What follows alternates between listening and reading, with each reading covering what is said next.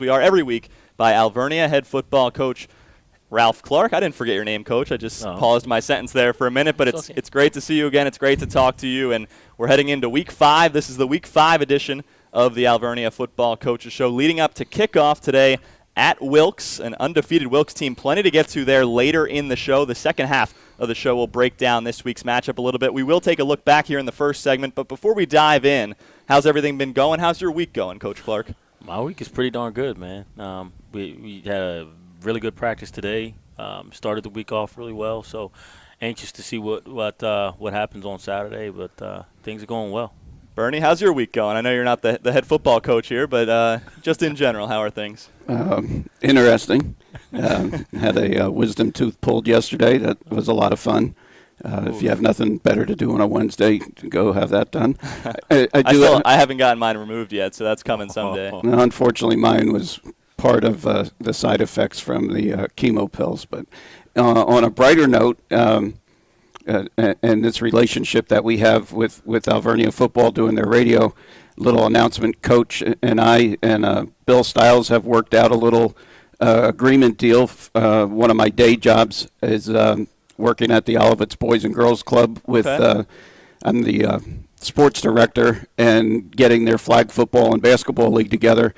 And Coach and I have teamed up together for the flag league that we're going to play on one of their practice fields, and we're going to have the players come over with the kids and help referee and be part of the flag game during the season. We're going to play the month of October, and then on Election Day, there's no one on the turf field. We're going to have the young kids play the championship game on the turf field, and that's really all came about because Coach and I's relationship here. I messaged him about it. He said, go to Bill, talk to Bill, and we've looked like we have it arranged. So. Wow. How about that, Coach? That's pretty awesome. Congratulations to both of you guys for helping to get that going. And what are you looking forward to with that?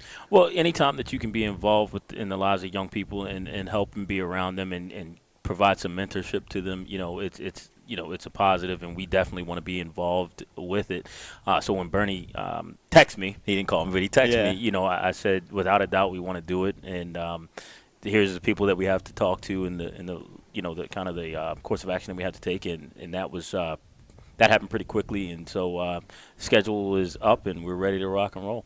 That really is great. So that's awesome on both your guys' part, and I can't wait to watch and maybe be involved myself at some point. I'd love to find out more. Maybe we can circle back to it towards the end of the show with what you guys got cooking a little bit more. I know Bernie explained it pretty well, but let's talk football now. Let's specifically your team, Coach, and coming off the Week 4 matchup against Widener, the offense for Widener is really cooking early this season. They're near the top certain individuals in national rankings. Their quarterback had another big day. It was an explosive offense. You knew that coming in. What were your main takeaways from last week's game? Well, you look at the first half. They had the big play the first drive. We played steady through there, and then we get a bust in it, and they get the big play, later in the second quarter. I thought there was periods where we played very well, speaking defensively, and then we would have a mental breakdown or collapse or lack of focus or whatever, or breakdown in coverage. And those were the real telltales. I believe if you look at halftime, they had the 2 big plays, and outside of that, it was a really well-played game. And then obviously they got the score late in the first half, and then obviously we came out the first play of the second half, we didn't fit, and I mean, just being honest, we weren't ready to play at that point. Pulled it back together, and then, things get tired and cumbersome, and we've got young guys, and when the game starts going a certain way, things happen. But that's not to take away from them. They are a very good team, and we knew that. They've got the number 1 quarterback, and I think the number 1 receiver in the country. So that's going to be a task, and that's something that we try to prepare our kids for. But you never know until you see it. And so one of the things that I told our kids after the game is you have to take this as a learning experience. This is an experience, and this is a learning experience, and we have to learn from it. But as always, I look at how resilient our kids are. They didn't stop. Our kids played the entire game. We come back and we score 2 touchdowns and things like that. Ryan Long makes his first extra point of the year and things like that, and then he follows that up with a great kickoff and things that he hasn't been able to do yet and he hasn't been able to get comfortable with. So those are the positives that I take out of it.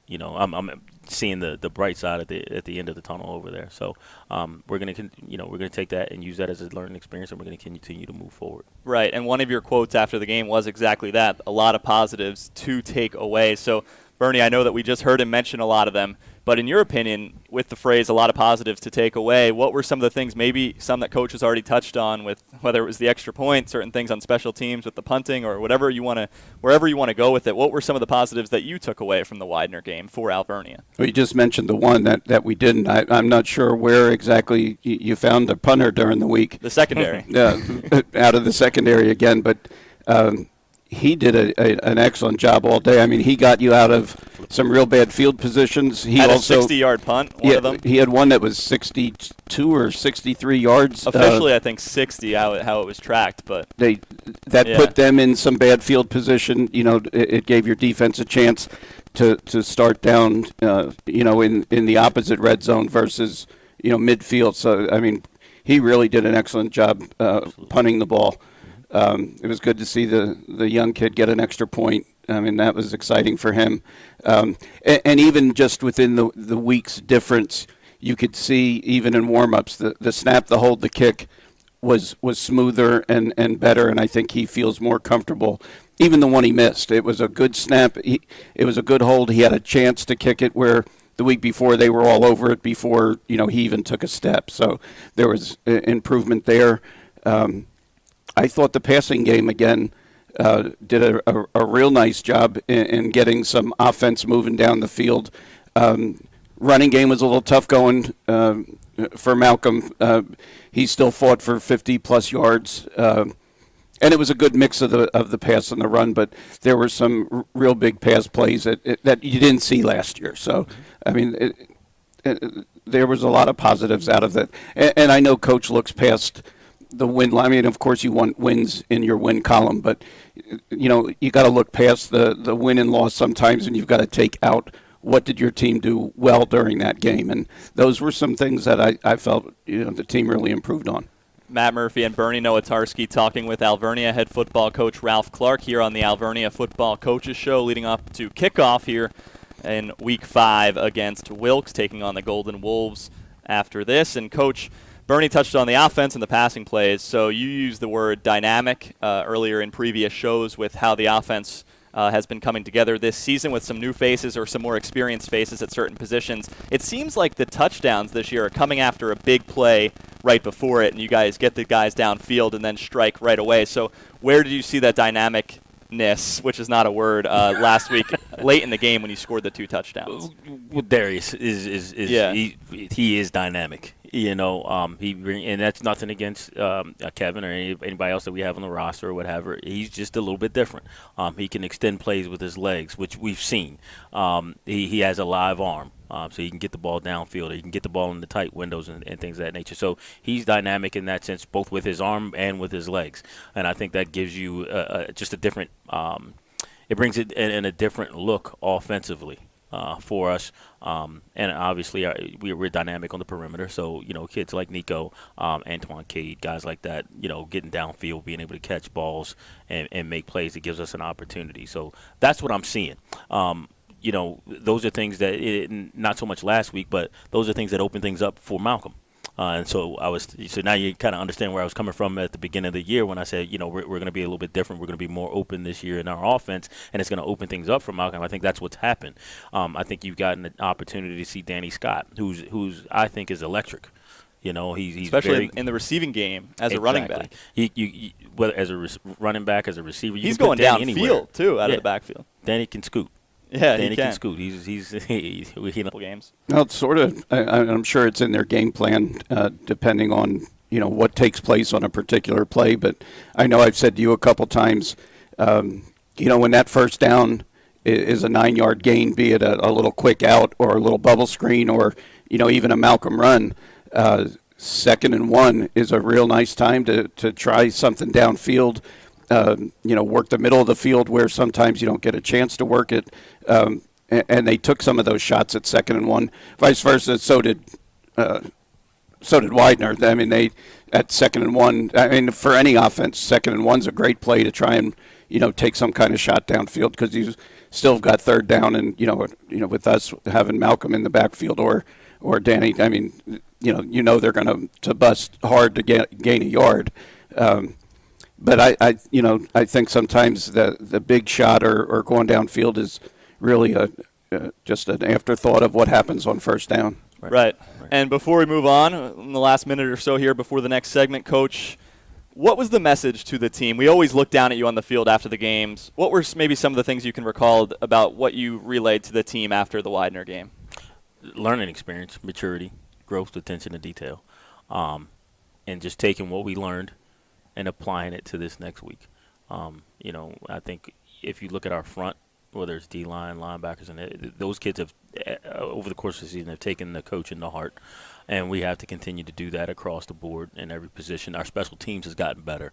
You mentioned Kieran with the punting, finding that Ryan Long with the kicking, getting that going. Our punt coverage was outstanding last week. Our kickoff coverage is getting better every week, and we're going to continue to get better. And once we get our return game going, whether it's punt return or kickoff return, so that's the deal. That's the message. We got to continue to improve. We got to continue to take these lessons. Coach talked about the win-loss column. Yes, we're competitors. We want to win games, and I want to win, and I'm as competitive as anybody. But then when you have to be able to take a step back and understand the growth that you have from year to year, from week to week, and from game to game. Absolutely. And kickoff today coming up at 1 o'clock against Wilkes, Alvernia and Wilkes. That's Alvernia head coach Ralph Clark. More to come with Coach Clark across the Jacob Media Sports Radio Network on Sports Radio 1240. This is the Alvernia Football Coaches Show on your home for Alvernia Golden Wolves football.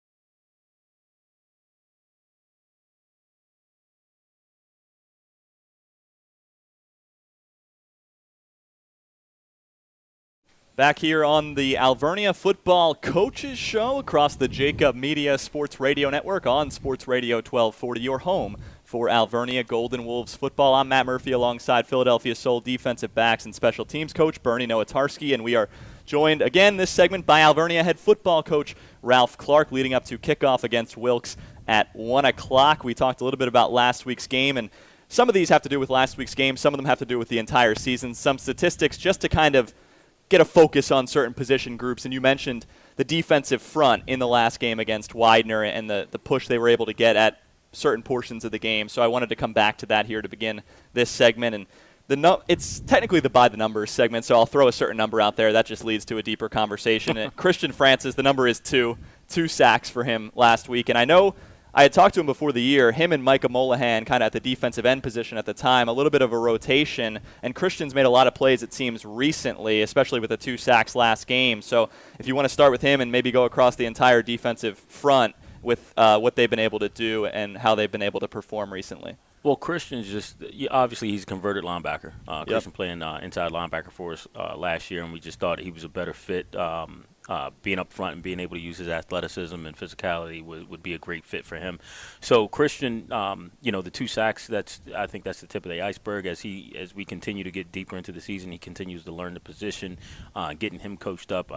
I think he's going to be a very integral part of our defensive front.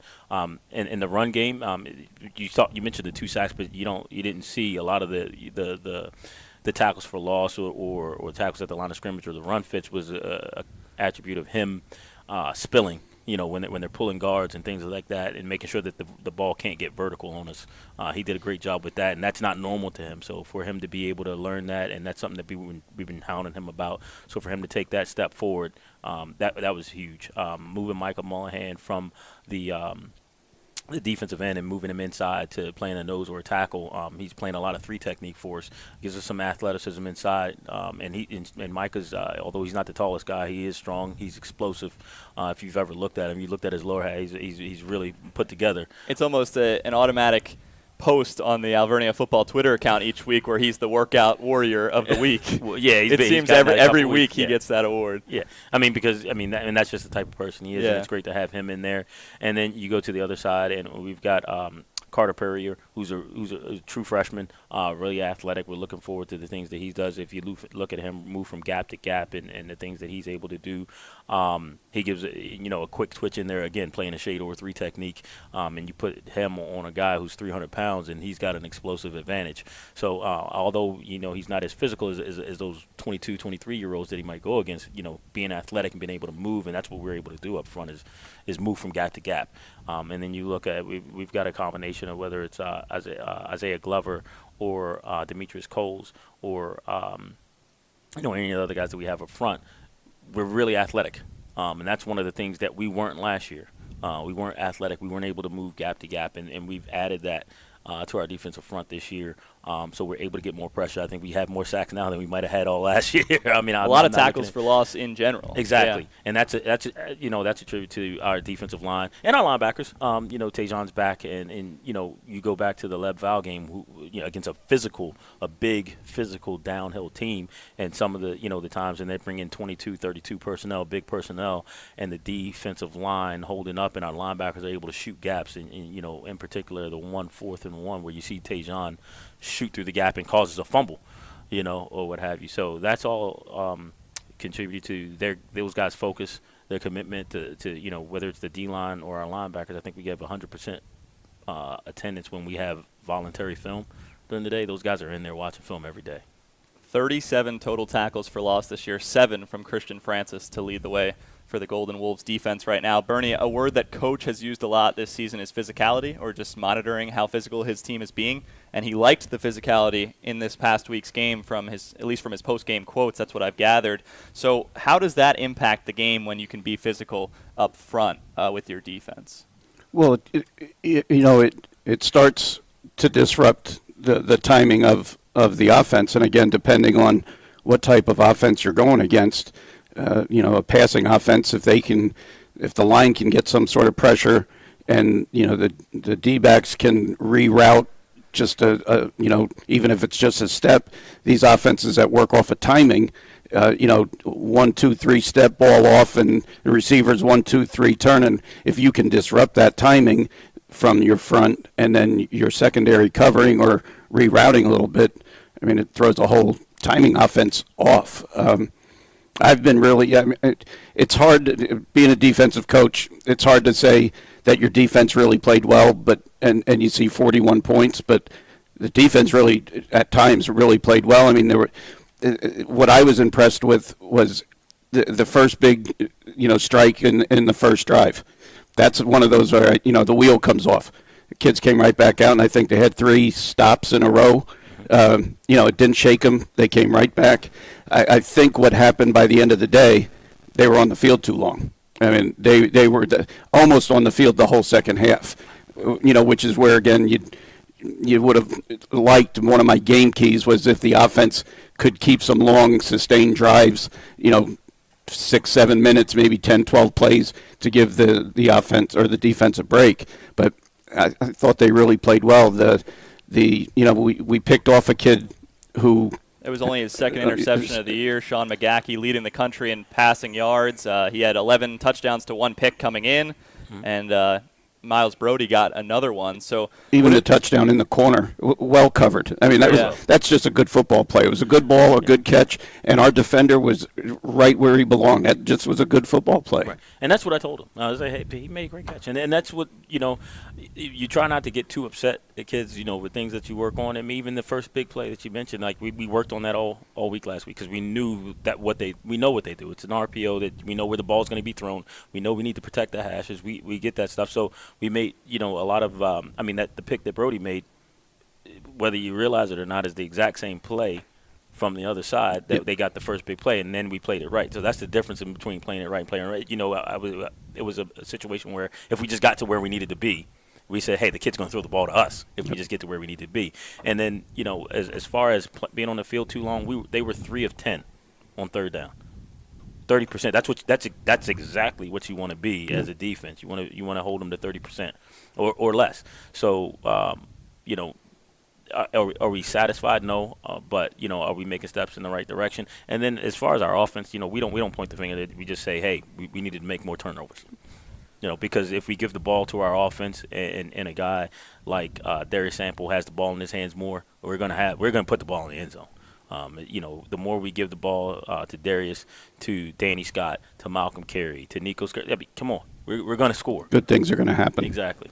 Talking with Alvernia head football coach Ralph Clark on the Alvernia Football Coaches Show leading up to a 1 o'clock kickoff between Alvernia and Wilkes. And if you're watching this Coaches Show on YouTube, the lights have flickered a couple times. If you're listening on the radio, then don't worry about it. But if you're watching on YouTube, have been a couple of flickers of the lights. We'll get another number in a moment in this By the Numbers segment, but actually let's do it right now. Let's talk about special teams and we touched on Kirian punting last week in the first segment. We will talk about this week's game against Wilkes coming up next in the second half hour of the show, but we mentioned Kirian going from the secondary to the punter position. The number is 42.6. That's his average yards per punt last week, and this is going to be a kind of explain it to the casual fan type of deal because, Coach, you also said after the game that those were important kicks for flipping the field and keeping them out of 4-down territory and field goal range. So I want both of you guys to touch on how important that is in order to flip the field and maybe explain it to the casual fan a little bit. So when you as an offense,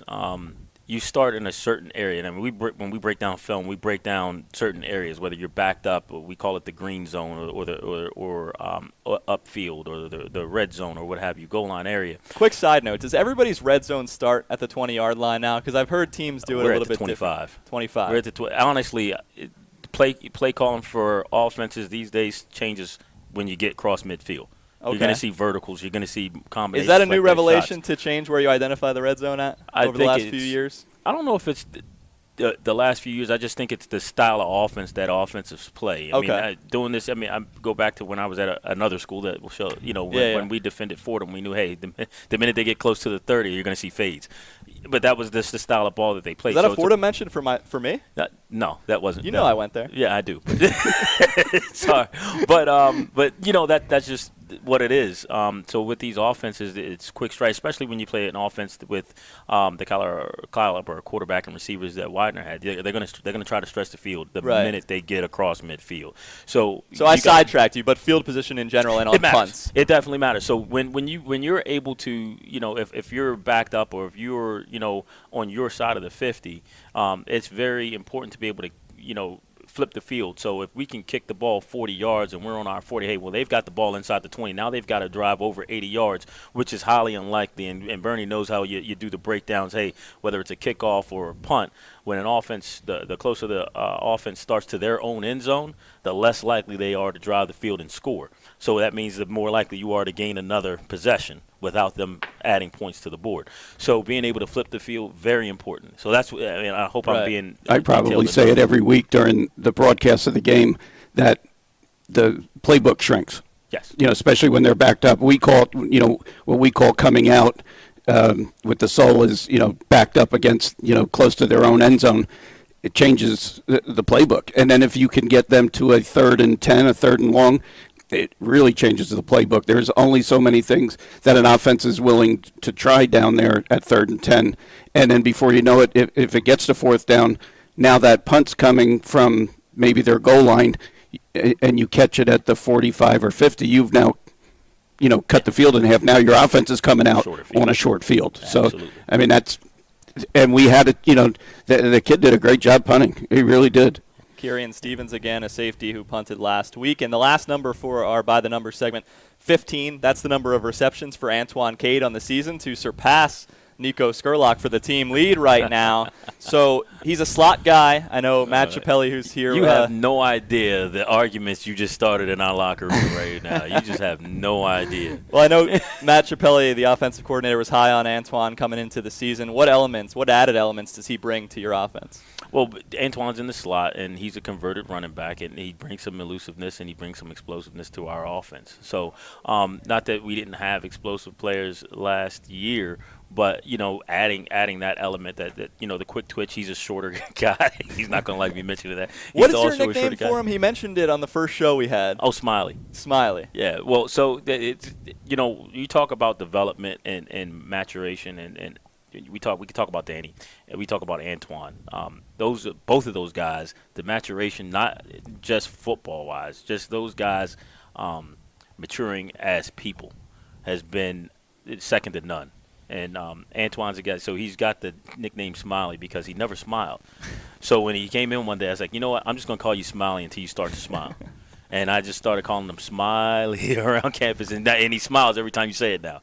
And he actually, it's probably hard to see him without a smile now. So happy for his success. Nico's going to try his darndest to make sure that he's open and seen as much as possible now, so that changes. So you put that stat out there. But, happy for Antoine's success, and he's an integral part of our offense. To me, he reminds me of, and I'm not comparing to the NFL caliber, but the Edelmans of the world, that the shorter slot receivers that are possession receivers. They're going to run the little out. They're going to run the little curl. They're going to run the bubble screen, and they're possession receivers. They're going to catch the ball. They're going to get you that 4, 5, 6, 7, 8, 9 yards, depending on the depth of the route. And he's going to come out of the slot. And I mean, the slot receiver now, you see, is a shorter, version of receivers. I mean, because now you've got tight ends, that are 6'7", 6'8", that they're moving out at wide receivers, in the NFL. So you're, it's sort of role reversed where you're moving the shorter guys in and some bigger guys can go out, but he's a possession receiver. Yeah. Well, Antoine Cade and the Golden Wolves taking on Wilkes in this Week 5 matchup coming up, and more to come here on the Alvernia Football Coaches Show across the Jacob Media Sports Radio Network. We'll preview today's opponent, Wilkes, a little bit more on the other side of this break on Sports Radio 1240, your home for Alvernia Golden Wolves football.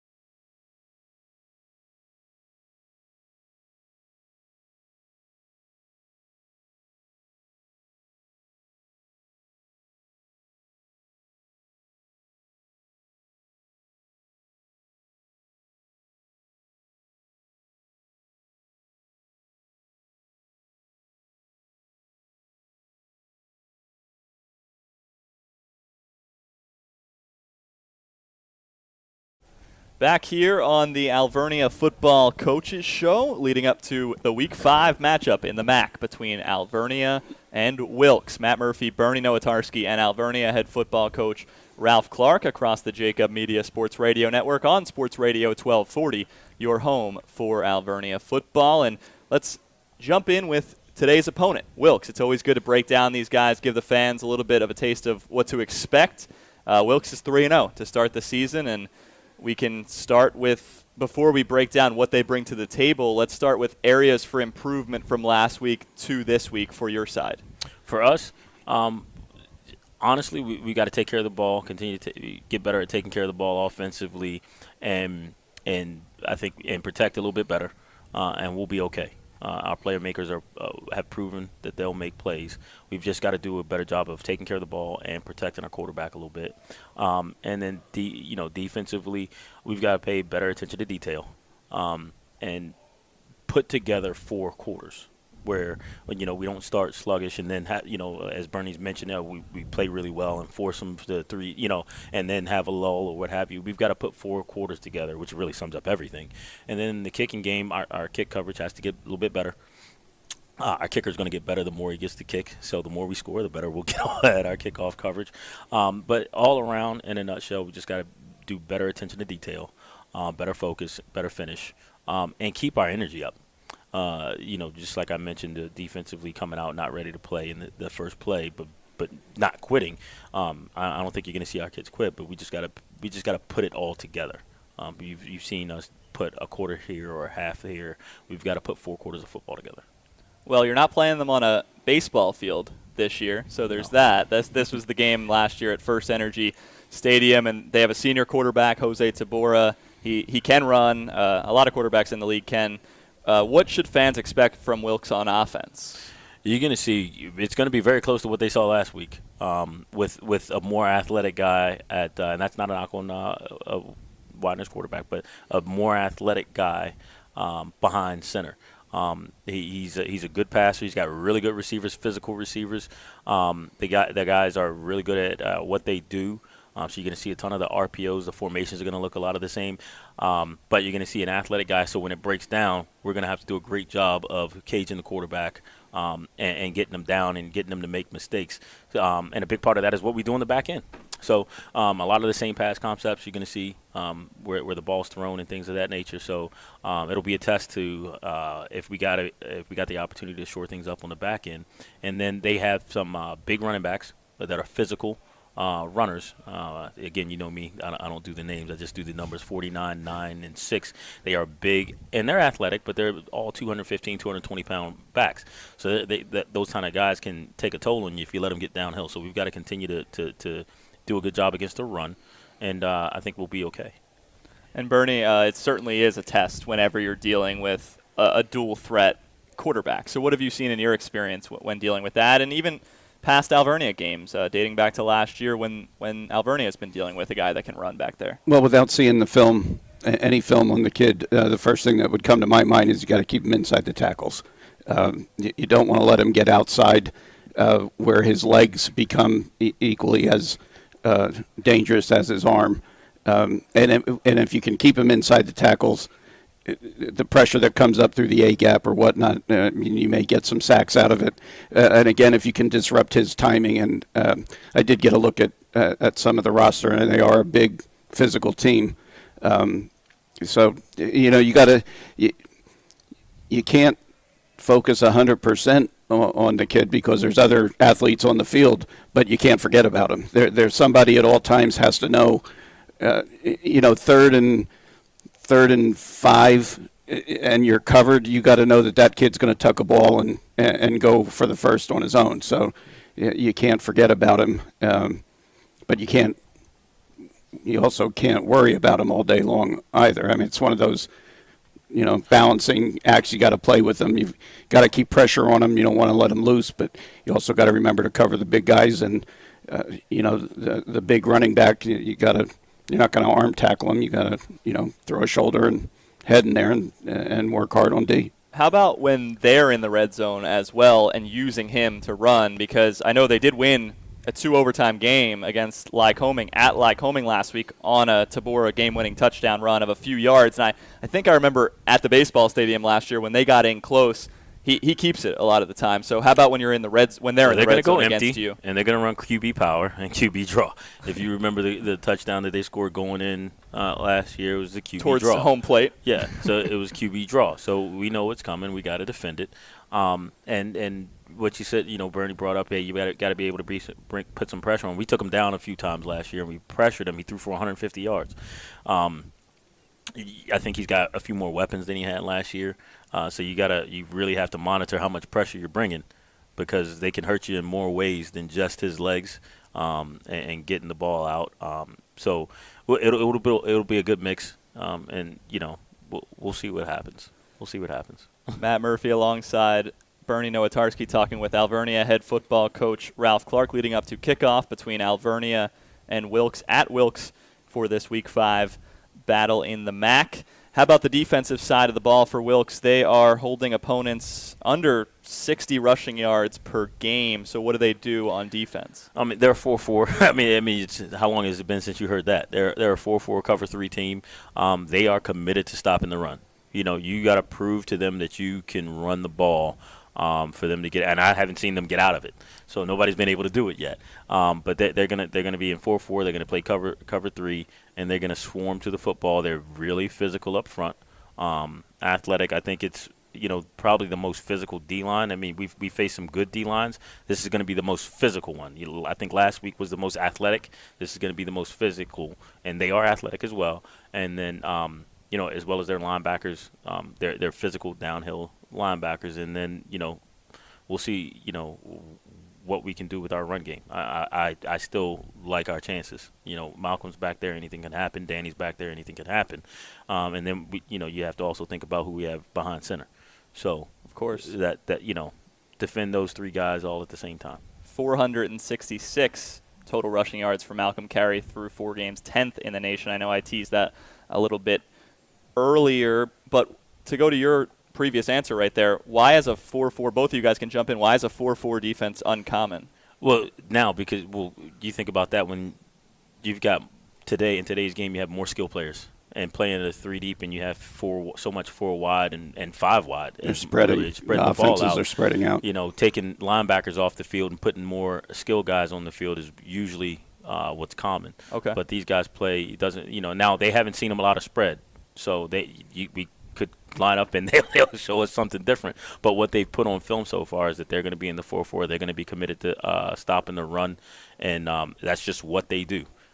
They're not huge on pressure. They will bring pressure here and there, and I would suspect that everybody's going to bring pressure against us. But that's just what they do. So it's not common when you've got a lot of skill and explosive guys on the field to line up with that many linebackers on the field. What you end up with, Matt, is automatically 8 in the box, which is they're basically telling you you can't run. Now, if I was running a 4-4. And I still needed to stop the pass, my 2 outside guys would be sort of strong safety-ish type guys that can drop back into coverage if they come out into a spread or something. But, I mean, they're going to come out and with 8 in the box and say, if you're going to beat us, you're going to have to do something different than running on us. But, that's where you step up to the challenge. Yeah. Again, kickoff coming up between Alvernia and Wilkes at the top of the hour here on Sports Radio 1240. And before we move on to Ask the Coach and a little bit of fun, if you're on YouTube, the lights come back on here in the Wolves' Den. It's paparazzi. Before we move on, Coach, their head coach, Jonathan Drock, was in his first season last year, and it was quite the turnaround. A winless team in 2017 to 6 wins last year. So what do you think was some of the reasons behind their success, and what are his philosophies that as a coach? Well, John's a great coach. That's one. He's the type of guy. He's gonna find your weaknesses. Anything that just like I told our team, just so and everybody knows, everything that we struggle with from weeks 1 through 4, we're definitely gonna see him in week 5. We're gonna see him offensively, and anything that gave us trouble defensively, we're gonna see it because he's just very, very well versed, and he prepares. He does a great job. The secret, he and I talk, and I like John a lot. He does a great job with his philosophy, with the type of kids that he wants. And I think him coming into a program, even though they were winless, I think when you have the opportunity to come in and you have some older kids, and particularly if they haven't experienced success and they want it, Yep. it's easier when you have success, and it's easier to get those older kids to buy in because they're used to the rigors of it. So when you able to couple preparation with a great plan, and then kids that want to, I think that's a huge part of his success and his turnaround over there. He's got great support from his administration. I know that for sure from just talks with him. Because here's the deal: you can't do it as a football coach alone. It's gotta be you gotta have buy-in, and unity across the board, from upper administration to down to the football coach and equipment managers or what have you. And I know that they've been giving him that, and it shows on the field. And those kids, that culture there, those kids play hard. They run around and they're having a good time. And I happen to know somebody in Wilkes-Barre. Those players, they really enjoy him. Yeah, I've got a young man that I'm not sure how much time he gets or going to get.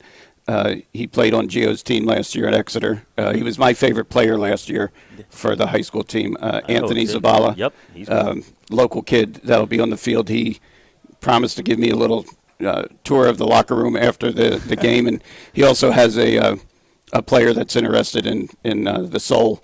Don't give away all your scouting techniques here, Bernie. He didn't have to talk about Anthony. I know all about him. He's right down the road here. Good kid though. He was my favorite player to watch last year. He plays with a lot of heart. He's a big kid. He's gonna and I'm sure in college he's gonna get much bigger. But anxious to see him just because he's a local kid. But they do. It's for him to go there. It's a buy-in program. Absolutely. And Alvernia and Wilkes coming up. Ask the Coach with Coach Clark coming up briefly before the end of the Alvernia Football Coaches Show, all leading up to kickoff, and Bernie's keys to the game right before kickoff as well. That's to look forward to. But we move along to the final segment on the Alvernia Football Coaches Show across the Jacob Media Sports Radio Network on Sports Radio 1240, your home for Alvernia Golden Wolves football.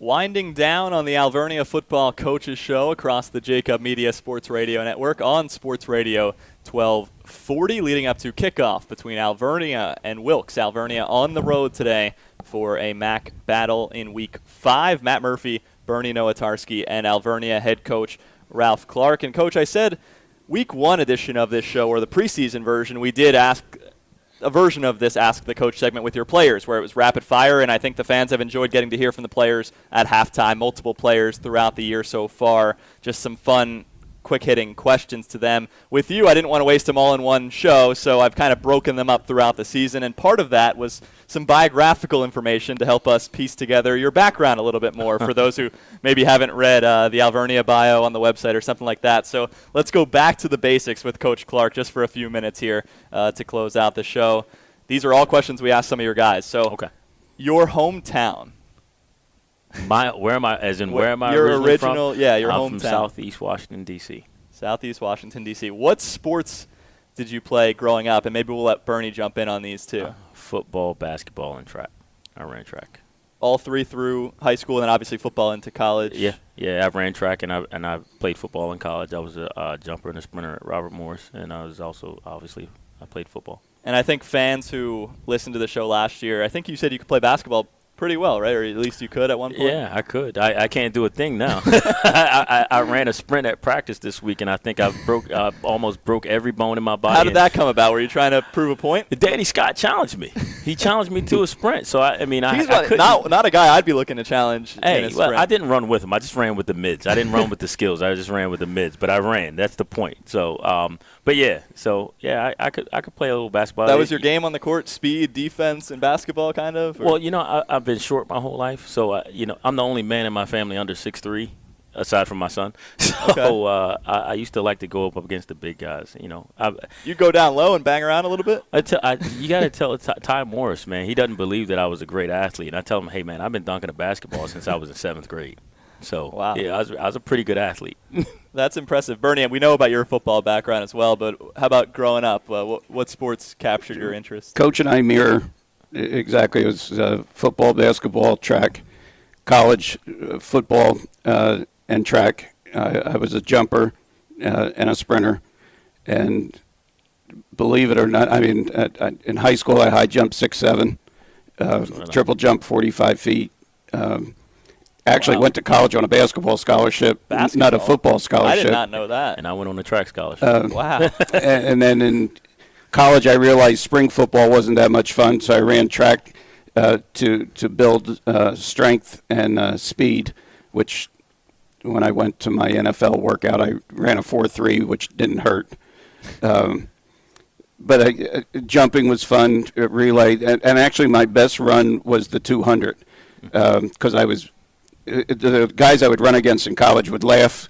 They either had the real long legs or they were real short and stocky, and they'd say, "Here comes the fat white running back or defensive back from Kutztown," and I could run the turn real well because I could hold the turn and then whip off of it. But the 200 was my best, and I still talk with the guys on our relay team. We went to the 4x100. I was a leadoff leg, and we went to nationals in Wheaton, Illinois, when I was a senior. So we finished as All-Americans in track as well. But same coach and I pretty much did the same thing. I was a 6'7" high jumper. I won the districts in my senior year of high school. Wow. I was a 44-foot triple jumper. I was a 21, 22-foot long jumper. So explosive. I didn't run the 200. I didn't have enough endurance for that. I tell anybody if it was a run over 50 yards, I'm getting caught. I still wish I would have picked the golf clubs up earlier and avoided all of it. Yeah, well, we still have to do that sometime. We have to pick the golf clubs up, the three of us. So we'll talk about that. Yesterday would have been a perfect day. Yeah, absolutely. The weather's been crazy. It's like one day it's 90 in the fall, then the next day today it's rainy and 50 degrees. Hello, fall. As we record this in the week leading up to today's game. Of course, obviously the weather is different, I'm assuming, at this point.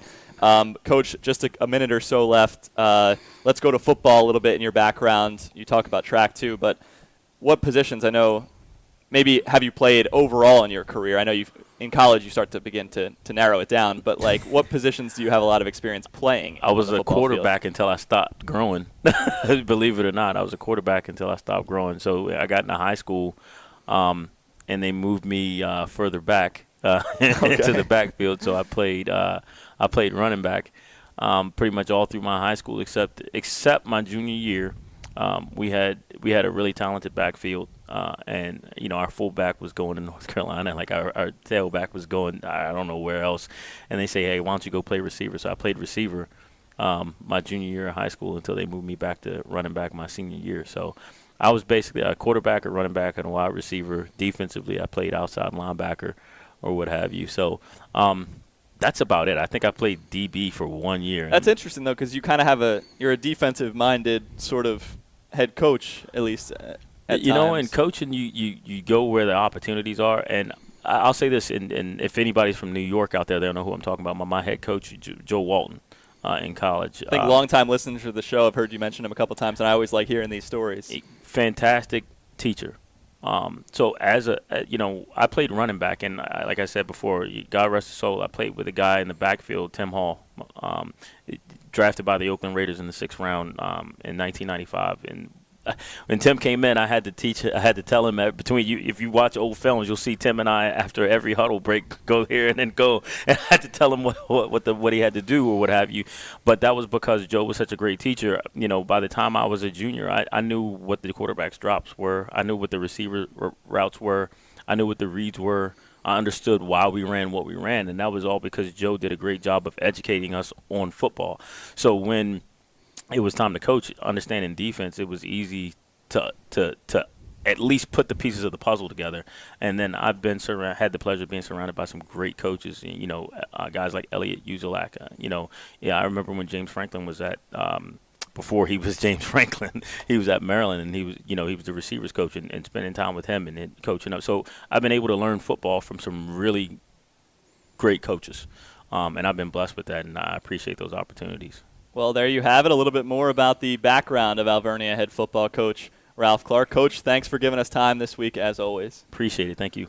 Thanks again to Coach Clark, and that will just about do it for us leading up to kickoff. Coming up next, Bernie's Keys to the Game and kickoff between Alvernia and Wilkes across the Jacob Media Sports Radio Network right here on Sports Radio 1240, your home for Alvernia Golden Wolves football.